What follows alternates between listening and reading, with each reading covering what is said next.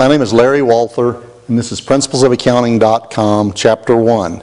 In this module, we're going to look at the nature of financial accounting and managerial accounting. Let me begin with a definition of accounting. Accounting is a set of concepts and techniques that are used to measure and report financial information about an economic unit. The emphasis is on an economic unit ordinarily. That would be a corporation, a partnership, a sole proprietorship. It's important that we're talking about concepts and techniques within this definition. You may at this point in your study of accounting be thinking of accounting as primarily bookkeeping or processing. Certainly the methods or techniques are an important part of accounting, but beyond that the ideas or concepts that underlie accounting become very important and really form the robust part of the accounting profession. We also think about how to measure and report. That's the largest objective of accounting, is how to measure and report. I want to use this device to demonstrate the point that I'm trying to make about measuring and reporting.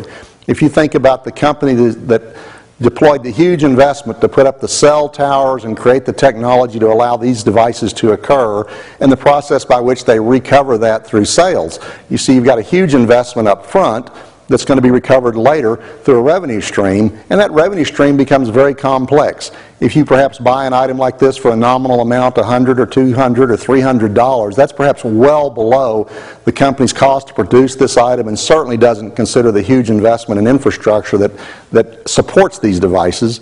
Obviously the way the companies that sell them recover their money is through continuing monthly fees or service plans associated with these. So the customer that buys this at a bargain price is also expecting to have to pay for a 2 or 3 year contract. And so the question becomes, if you were the company, the cellular provider in this case, how would you recognize, how would you measure the revenue for each particular month or quarter or year, and how would that be reported for financial reporting purposes?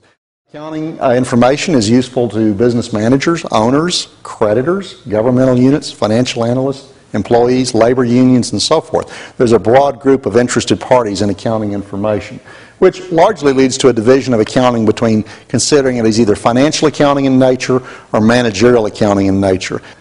Financial accounting is targeted toward external users because external users don't control the particular information flow that they're receiving. It's instead based upon standardized rules. And those rules in the United States are developed by the Financial Accounting Standards Board, or FASB, or sometimes simply called the FASB. It's a private sector group, not a governmental group. That's respected and honored, however, in terms of reporting practices and procedures.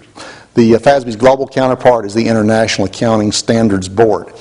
We often talk about the rules, practices, and procedures that define accepted accounting practices as simply being generally accepted accounting principles, or GAAP.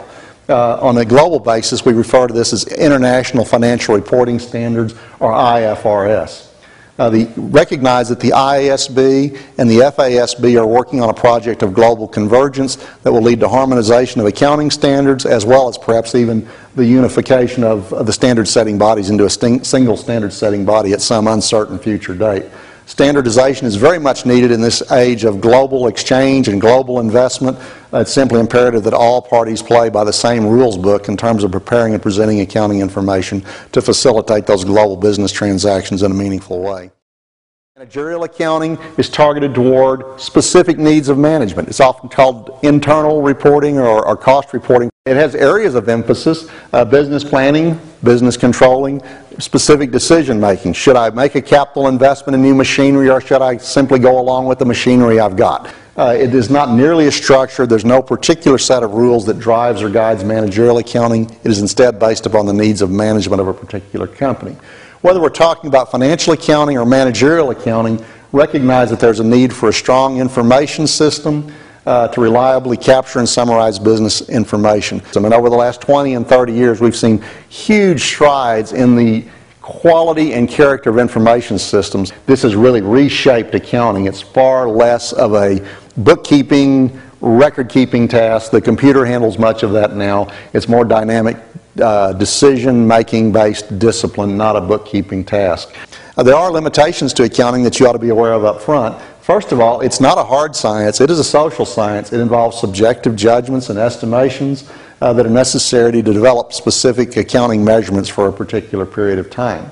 There are interesting issues related to valuation in accounting. Should amounts be measured at historical cost or fair value? Historical cost is basically saying that as transactions and events occur, we capture the cost at that time, and we maintain that in the accounting records as a basis of an objective, verifiable, and reliable measure for reporting purposes. The counter argument to that is, though, that fair value accounting, although it's subjective, it forms a more relevant basis for measurement. And this is another area where we're going to see significant changes in accounting over the next decade or so in terms of an evolution toward fair value accounting. So it's a dynamic discipline, and I hope you enjoy your study of accounting. I hope this first module that differentiates between internal and external reporting, managerial versus financial accounting, is helpful in getting you off on the right foot in your studies of accounting.